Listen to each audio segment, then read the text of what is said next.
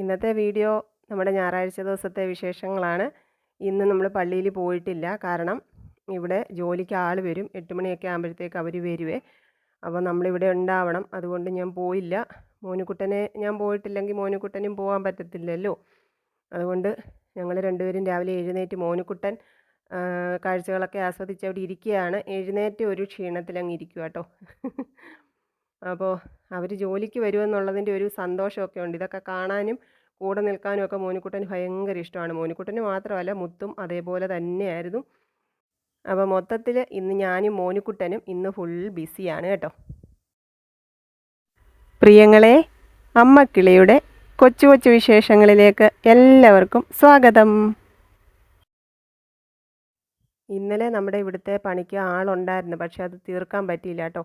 ഇത് നമ്മുടെ work area ആയിരുന്നു. നമ്മൾ തുണിയൊക്കെ വിരിച്ചുകൊണ്ടിരുന്ന അവിടെ എല്ലാം ക്ലോസ് ചെയ്തിട്ട് അവിടുത്തെ സാധന സാമഗ്രികളെല്ലാം മാറ്റാൻ വേണ്ടിയിട്ടാണ് നമ്മൾ ഇവിടെ ഒരു എക്സ്റ്റൻഷൻ ഇറക്കിയത്.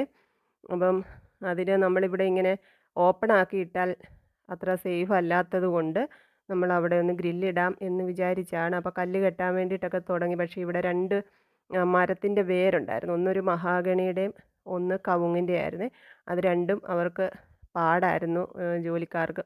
അപ്പോൾ അവരത് ഇന്നലെ ഫുൾ അവരത് വെട്ടി വെട്ടി മാറ്റുമായിരുന്നു. പിന്നെ മെഷീൻ വാൾ കൊണ്ടുവന്ന് കുറച്ചൊക്കെ കട്ട് ചെയ്ത് ബാക്കിയൊക്കെ പിഴുതും വെട്ടിയൊക്കെ കളയുമായിരുന്നേ. അപ്പോൾ അതുകൊണ്ട് കല്ല് കെട്ടാനുള്ള കംപ്ലീറ്റ് ചെയ്യാൻ പറ്റിയില്ല. അപ്പോൾ ഇന്ന് അവരത് വന്ന് ചെയ്യാമെന്ന് പറഞ്ഞു. രാവിലെ ഞാൻ വിശപ്പൊക്കെ ആയി ഇച്ചിരി താമസിച്ചാണ് എഴുന്നേറ്റത് കേട്ടോ. അപ്പോൾ ഇച്ചിരി അവൽ നനയ്ക്കാമെന്ന് വിചാരിച്ചു. കുറേ നാളായിട്ട് അവൽ വാങ്ങിച്ച് വെച്ചിട്ടുണ്ടായിരുന്നു. മുത്ത് ഇവിടെ ഉണ്ടെന്നുണ്ടെങ്കിൽ അവൻ ഇടയ്ക്കൊക്കെ എടുത്ത് നനച്ച് കഴിക്കാറുണ്ട്. പക്ഷേ ഇപ്പോൾ കുറേ നാളായിട്ട് അതൊന്നും എടുക്കാതെ വെച്ചിരിക്കുകയായിരുന്നു. വാങ്ങിച്ചു വെച്ചു, എടുത്തിട്ടില്ലായിരുന്നു. അപ്പോൾ ഇച്ചിരി അവൽ നനയ്ക്കാമെന്ന് വിചാരിച്ചു. പഴം ഉണ്ടായിരുന്നെങ്കിൽ നല്ലതായിരുന്നു, പക്ഷേ പഴമൊന്നും വാങ്ങിച്ചത് ഇരിപ്പില്ല. സത്യത്തിൽ രാവിലെ ഇത് എടുക്കണമെന്നൊന്നും നമ്മൾ വിചാരിച്ചതല്ലല്ലോ. അപ്പോൾ വിശപ്പ് മൂത്തപ്പം അതങ്ങ് എടുത്തന്നേ ഉള്ളൂ, വേറെ രക്ഷയില്ലാത്തതുകൊണ്ട്. അപ്പം ശർക്കര പൊടി വാങ്ങിച്ച് വെച്ചിട്ടുണ്ട്. അതാകുമ്പം കൈക്ക് അത്ര പാട് കൊടുക്കണ്ടല്ലോ എന്ന് വിചാരിച്ചിട്ട് അപ്പം ഞാനിച്ചിരി അവൽ നനച്ച് വെച്ചു, ചായ ഇട്ടു. ഞങ്ങളത് കഴിച്ചു കഴിഞ്ഞപ്പോഴത്തേക്കാണ് ജോലിക്ക് ആൾ വന്നത്. ഒരു 8:30 9 മണിയൊക്കെ ആയപ്പോഴത്തേക്കാണ് അവർ വന്നത്. നമ്മുടെ ഈ വീട് പണിഞ്ഞ ഒരു മേശരി ഉണ്ട് കേട്ടോ. ആ മേശരിയും കൂടെ ഒരു ജോലിക്കും കൂടെ ഒരാളും കൂടിയാണ് വന്നത്. അപ്പം മോനുകുട്ടന് അവരെ നോക്കി നോക്കി ഇരുന്ന് അവർ വന്നപ്പോഴത്തേക്ക് മുറ്റത്ത് ചാടി. എന്നിട്ട് ഇടയ്ക്ക് വിശന്നപ്പം വന്നതാണ്. പിന്നെ ഞാൻ ചായ ഇട്ട് കൊടുത്തു. അവൽ കുറച്ചെങ്ങാണ്ട് കഴിച്ചു. അതിൻ്റെ ഇടയ്ക്ക് വന്ന് ബിസ്ക്കറ്റൊക്കെ എടുത്ത് കഴിച്ചേ. അതുകൊണ്ട് അധികമൊന്നും കഴിച്ചില്ല. കുറച്ചെങ്ങാണ്ട് ഞാൻ വഴക്ക് പറഞ്ഞതിന് മാത്രം ഇച്ചിരി കഴിച്ചിട്ട് പിന്നെ അത് എന്താണെന്നറിയാമോ, മുറ്റത്ത് പണി നടക്കുന്നതിൻ്റെ ഒരു ആ ഒരു എന്താ പറയുക, ഓളത്തിലങ്ങ് പോവാണ്. അത് കണ്ടു നിൽക്കാനൊക്കെ വലിയ ഇഷ്ടമാണ് കേട്ടോ. ഞാൻ അടുക്കളയിൽ ജോലി ആയപ്പോഴത്തേക്ക് മുറ്റത്തിറങ്ങിക്കിടന്ന് ചാടി ഞാൻ വിളിച്ച് പെരയ്ക്കകത്ത് കയറ്റിയതാട്ടോ. അപ്പോൾ അവൽ നനയ്ക്കാൻ നേരത്ത് ശർക്കര വേണമെന്ന് പറഞ്ഞ് ഞാൻ കുറച്ച് ശർക്കരയൊക്കെ കൊടുത്തു. അതും കൊണ്ട് അങ്ങോട്ട് പോയിട്ടുണ്ട്. ശർക്കര എടുത്തപ്പോൾ ഞാൻ ഓർക്കുമായിരുന്നു, ഞങ്ങളുടെ കുഞ്ഞിലെ എന്നെ എൻ്റെ ആങ്ങളെയൊക്കെ കൂടെ കടയിൽ വിടുവേ. അന്നൊക്കെ നമുക്ക് ഈ പായസം പോലത്തെ ശർക്കരയില്ലേ, ശർക്കര എന്താ ലൂസായിട്ടുള്ളേ, കുപ്പിക്കകത്തൊക്കെ വാങ്ങിക്കാൻ കിട്ടുന്ന ശർക്കരയുണ്ടല്ലോ, ഉണ്ട ശർക്കരയല്ല മറ്റേത്. അപ്പോൾ അത് വാങ്ങിച്ചാണ് നമ്മൾ കൊണ്ടുവരുന്നത്. അവിടെ കടയിൽ നിന്ന് അത് കിട്ടുവേ. അപ്പോൾ അത് വാങ്ങിച്ചുകൊണ്ട് കുറച്ച് നമ്മളിങ്ങനെ ഒരു റബ്ബറിനകത്തൂടെ ഒരു കുഞ്ഞ് വഴി കൂടെ ഒക്കെ നടന്ന് വേണം വീട്ടിലോട്ട് പോകാൻ വേണ്ടിയിട്ട്. അപ്പോൾ ആ വരുന്ന വഴിക്ക് ഒരു കുഞ്ഞ് ഇടവഴിയുണ്ട്, ഒരു തോടാണ്. അപ്പോൾ ആ തോട്ടിലെത്തുമ്പം ഞങ്ങളവിടെ നിൽക്കും. എന്തിനാണെന്നറിയാമോ, ഈ ശർക്കര വാങ്ങിച്ചുകൊണ്ട് വന്ന പാത്രം അങ്ങോട്ട് തുറന്നിട്ട് തോണ്ടി തോണ്ടി കുറേ കഴിക്കുവേ. എന്നിട്ട് ഞങ്ങൾ രണ്ടുപേരുടെ കഴിച്ച് ഒരു വാങ്ങിച്ചുകൊണ്ട് വരുന്നതിൻ്റെ പകുതിയെ വീട്ടിൽ ചെല്ലത്തുള്ളൂ. ശർക്കര എടുക്കുമ്പോഴെല്ലാം ഞാനത് ഓർക്കാറുണ്ട്. മോനുകുട്ടൻ വന്ന് ശർക്കര തരാമോ എന്ന് ചോദിച്ചപ്പോഴും ഞാനത് തന്നെയാണ് ഓർത്തത്. എന്തോരം ശർക്കരയാണ് തിന്നുന്നത് അങ്ങനെ വാങ്ങിക്കാൻ പോകുമ്പോഴെല്ലാം. അന്നൊക്കെ ആണെങ്കിൽ അമ്മ നിറയെ പലഹാരങ്ങളൊക്കെ ഉണ്ടാക്കുവേ. എന്താ ഉണ്ണിയപ്പവും എന്തെല്ലാം ഉണ്ടാക്കാൻ പറ്റുമോ അതെല്ലാം പലഹാരങ്ങൾ ഉണ്ടാക്കി സൂക്ഷിക്കുമായിരുന്നു. അപ്പോൾ അതുകൊണ്ട് നമുക്ക് സ്ഥിരം ഇതൊക്കെ മേടിക്കാൻ വിടും. ഞങ്ങളിതെല്ലാം വാങ്ങി ഈ കുഞ്ഞ് തോട്ടിൽ വന്നിരുന്ന് അത് മൊത്തം തോണ്ടി കഴിക്കും. അമ്മ അതിന് നിറയെ വഴക്കും പറയും.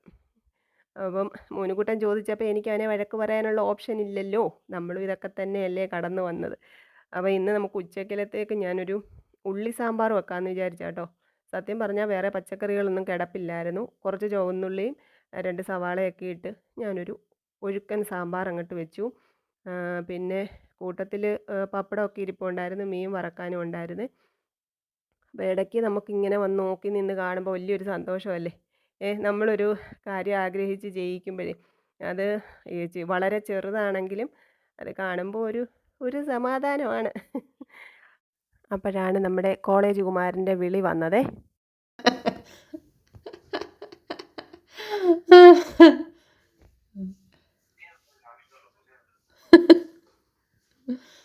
ഇപ്പഴാന്ന് എഴുന്നേറ്റെ?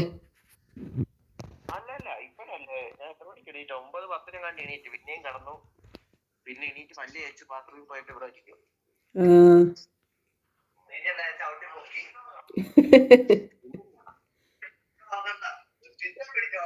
ഈ പിത്തം എന്തുവാ സാധനം? പിത്തം എന്ന് പറഞ്ഞാൽ എന്തുവാ? കൊളസ്ട്രോള്.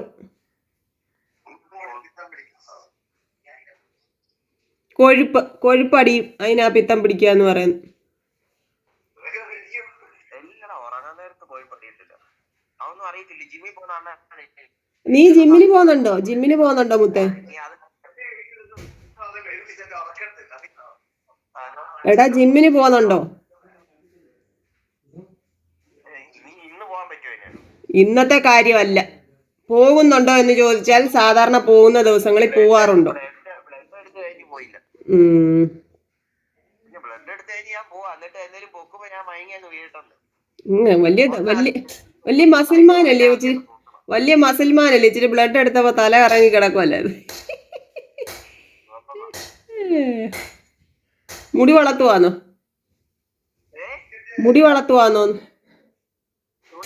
മുടി വളർത്തുവാണോ? ഓ, ഒട്ടും കൊള്ളത്തില്ല.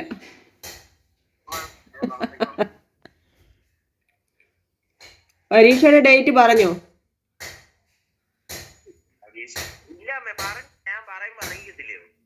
ഓ അല്ല, നീ വരുന്ന ഡേറ്റ് നീ ടിക്കറ്റ് എടുക്കണ്ടേ, അതുകൊണ്ട് ചോദിച്ചു.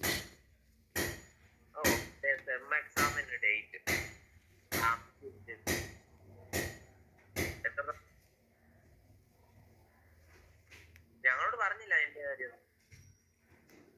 അമ്മ ഞങ്ങൾ ഇന്ന് മേടിച്ച ആലോചനയുണ്ട്, അമ്മയുടെ ഇത് പറ. ഏതാ?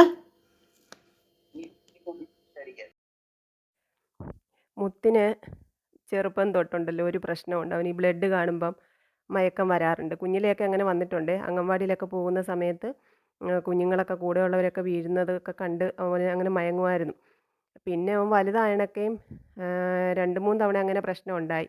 അപ്പോൾ എനിക്ക് മോനിക്കുട്ടനെ എടുത്തിട്ട് പോകാൻ പറ്റാത്തത് കൊണ്ട് ഒരു പ്രാവശ്യം മോനിക്കുട്ടൻ വീണ സമയത്ത് ഞാൻ മുത്തിനെയും കൂട്ടിപ്പോയി. അവനാണല്ലോ എൻ്റെ എല്ലാ കാര്യത്തിനും കൂടെ നടക്കുന്നത്. മോനിക്കുട്ടനെ എടുത്ത് എൻ്റെ കയ്യിൽ എന്തെങ്കിലും കവറും സാധനങ്ങളൊക്കെ ഉണ്ടെങ്കിൽ അതൊക്കെ തൂക്കിപ്പിടിച്ച് എൻ്റെ കൂടെ ഇങ്ങനെ എന്താ പറയുന്നത്, വിക്രമാദിത്യനും വേതാളവും പോലായിരുന്നു ഞങ്ങൾ നടക്കുന്നത് കേട്ടോ.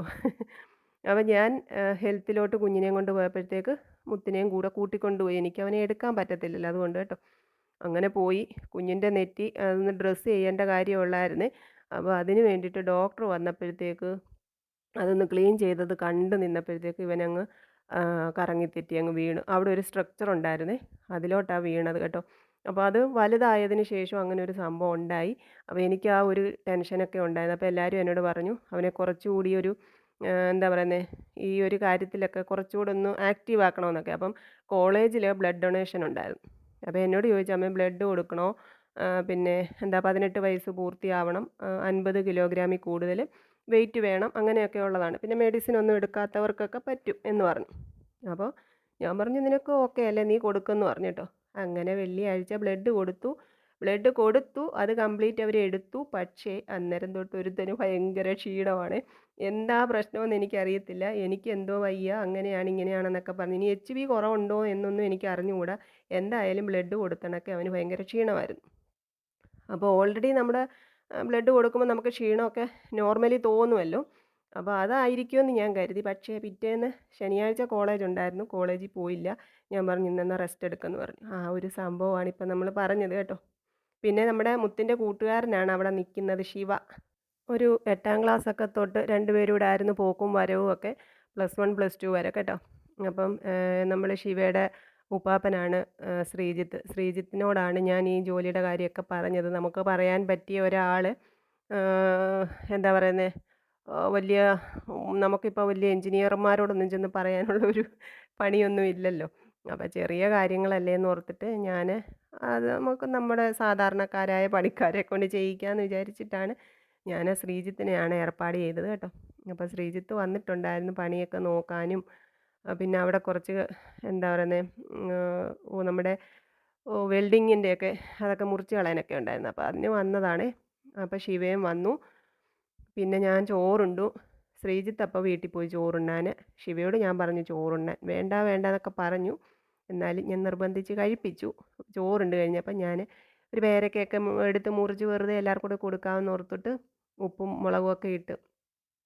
സത്യം പറഞ്ഞാൽ എന്താ പറയുന്നത്, നമ്മൾ ഈ വലിയ പേരയ്ക്ക നോക്കി കണ്ട് മേടിച്ചില്ലെങ്കിൽ ചിലതിനൊന്നും ഒരു മധുരവും ഇല്ല. ഒരു മധുരവും ഒരു പുളിയും ഒന്നുമില്ലാത്ത നിർജീവ വസ്തുക്കളെ പോലുണ്ടായിരുന്നു ചില പേരയ്ക്ക കഴിച്ചിട്ട്.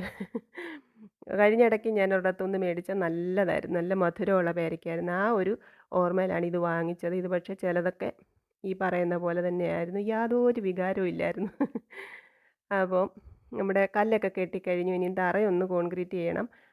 പിന്നെ കല്ല് കെട്ടിയിടം തേക്കണമെന്നൊക്കെ ഉണ്ടായിരുന്നു. പക്ഷേ അതിനൊന്നും സാധനം തികയത്തില്ല. പിന്നെ പണിക്കൂലിയുടെ കാര്യം നമ്മൾ പറയണ്ടല്ലോ.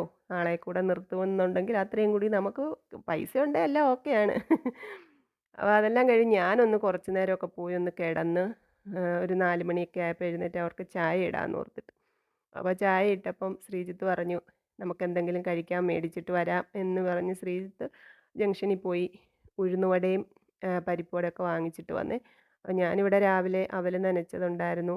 പിന്നെ കുഴലപ്പമൊക്കെ ഇരിപ്പുണ്ടായിരുന്നു. ഞാൻ ഓർത്തത് അതൊക്കെ കൂട്ടി ഇവർക്ക് ചായ കൊടുക്കാമെന്നാണ്. അപ്പോൾ അത് മേടിച്ചുകൊണ്ട് വന്ന സ്ഥിതിക്ക് ഞാനതൊന്നും എടുത്തില്ല. അവൽ നനച്ചതെടുത്തു. പിന്നെ ഉഴുന്നുവടയും പരിപ്പുവടയും അതെല്ലാം കൂടി അവർക്കും കൊടുത്തു. ഞങ്ങളും കഴിച്ചേ. അപ്പോൾ നമ്മുടെ പണിക്കെല്ലാം കൂടെ നിൽക്കുന്ന ഒരു സൂപ്പർവൈസർ ഒരാളുണ്ടല്ലോ നമുക്ക് വീട്ടിൽ, മോനുക്കുട്ടൻ. മോനുക്കുട്ടന് ഇച്ചിരിയേറെ ചായയൊക്കെ കൊടുക്കാൻ ക്ഷീണമല്ലേ. അപ്പോൾ മോനുക്കുട്ടൻ അവിടെ ജോലി ചെയ്യുന്നവരോട് ചെന്ന് ചോദിച്ചു, മേശ്ശരിയോട് ചോദിച്ചു എന്നെ കൂടി ജോലിയൊക്കെ പഠിപ്പിക്കാമോ എന്ന് കേട്ടോ. മേശ്ശരിക്ക് അറിയാം. മേശ്ശരി ഇവിടെ വീട് പണിഞ്ഞ സമയത്ത് മോനുക്കുട്ടന് 2.5 3 വയസ്സേ ഉള്ളൂ. ഞാനൊരു മൊട്ടത്തലയൊക്കെ ആയിട്ട് മോനുക്കുട്ടനെയും കൊണ്ടൊക്കെ പണിയൊക്കെ ഇടയ്ക്കൊക്കെ ഇവിടെ വരാറുണ്ട്, പണി നടക്കുന്നിടത്തോട്ട്. മുത്ത് അവധിയുള്ളപ്പോഴെല്ലാം വരും, മേശ്ശരിയെ സഹായിക്കും. ഒത്തിരി കഷ്ടപ്പെട്ടതാണ് മുത്ത് കേട്ടോ വീടിന് വേണ്ടിയിട്ട്. അപ്പം മേശ്ശരി അതൊക്കെ പറഞ്ഞു.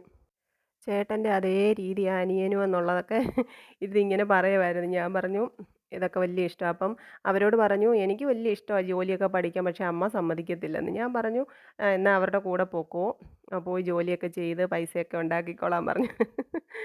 പോകാനൊക്കെ പകുതി മനസ്സോടെ നിൽക്കുമായിരുന്നു മോനുക്കുട്ടൻ. ഞാൻ പറഞ്ഞു അവർ പോകാൻ നേരത്ത് ജോലിയൊക്കെ കഴിഞ്ഞ് അവരൊരു 6 മണിയൊക്കെ ആയപ്പോഴത്തേക്ക് പോയേ.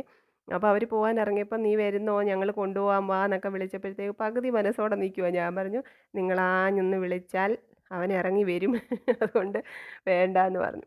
അപ്പോൾ അതൊക്കെ കഴിഞ്ഞ് മഴയൊക്കെ ഇച്ചിരി തോർന്ന് ഒരു 7:30 8 മണിയൊക്കെ ആയപ്പോഴത്തേക്ക് ജാനിക്കുട്ടിയും മാമനും കുഞ്ഞോനും കുക്കുവും മാമിയും കൂടെ വന്ന കേട്ടോ. കുക്കുവിന് ഞായറാഴ്ചയും ജോലിക്ക് പോകണമായിരുന്നു, അതുകൊണ്ട് പകലൊന്നും വരാൻ പറ്റിയില്ലേ. നീ എവിടെ പോ? ആ തുടങ്ങി ആ അമ്മമ്മ വരുന്നില്ലെന്ന് പറയുന്നു. മോൻ പോയി ചോദിര്, പിന്നെ അല്ലെ ഇരുട്ടത്ത് നീ തന്നെ വരണം.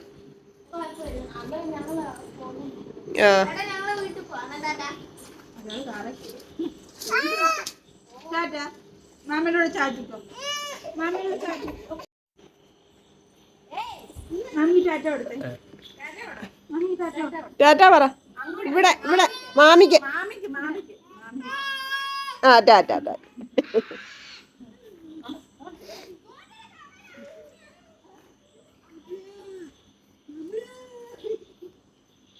അവിടെ ഇറങ്ങല്ലേ, തെന്നു അവിടെ. ആ നമ്മുടെ അവിടെ ജോലിയെല്ലാം കഴിഞ്ഞ് അവർ പണി നിർത്താറായപ്പോഴത്തേക്ക് മഴ തുടങ്ങിയതാട്ടോ. ഭയങ്കര മഴയെന്ന് വെച്ചാൽ വലിയൊരു മഴ പെയ്ത് തോർന്നു. പിന്നെ ഞാൻ കുറച്ച് പാക്ക് ചെയ്യാനൊക്കെ ഉണ്ടായിരുന്നു, അതെല്ലാം പാക്ക് ചെയ്ത് വെച്ചു. അമ്മ ഇങ്ങോട്ട് വന്നില്ല കേട്ടോ. മഴ ആയതുകൊണ്ട് അമ്മ പിന്നെ ഇരുട്ടുമൊക്കെ ആയി. ഇനി അങ്ങോട്ട് ചെന്നു, അതെല്ലാം കഴിഞ്ഞ് അമ്മ പിന്നെ വന്നില്ല.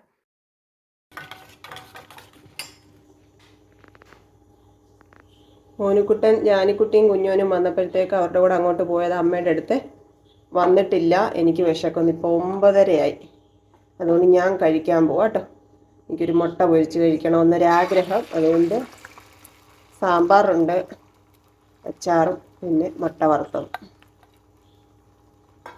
ഇത്ര നേരം ഞാൻ നോക്കിയിരുന്നു, കുറച്ച് പായ്ക്ക് ചെയ്യാനൊക്കെ ഉണ്ടായിരുന്നു, അതൊക്കെ ചെയ്തു. കുറച്ച് തുണികൾ രാവിലെ നമുക്ക് തുണി കഴുകാനൊന്നും പറ്റിയില്ല, അപ്പം മോനുകുട്ടൻ്റെ യൂണിഫോം ഉൾപ്പെടെ ഒന്നും കഴുകിയില്ലേ. അപ്പം ഞാനതെടുത്ത് വാഷിംഗ് മെഷീനകത്തോട്ട് ഇട്ടേക്കുന്നു. ഇനിയും ചോറിട്ടിട്ട് തുണി അപ്പോഴത്തേക്ക് കഴിയും. നമുക്കതെടുത്ത് വിരിക്കണം, വിരിച്ചിട്ട് വേണം കിടക്കാൻ.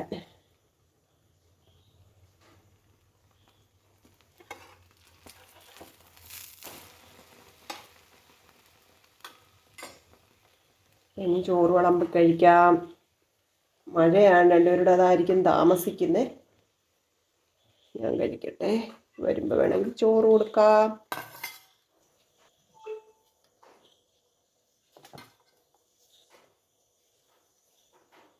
ചോറും ഇന്ന് മുട്ട കൊതിയായിരുന്നു എനിക്കങ്ങ്. അയ്യോ, ചില ദിവസം കൊതി വരും കഴിക്കാൻ, ചില ദിവസം ഒട്ടും ആഗ്രഹമില്ല.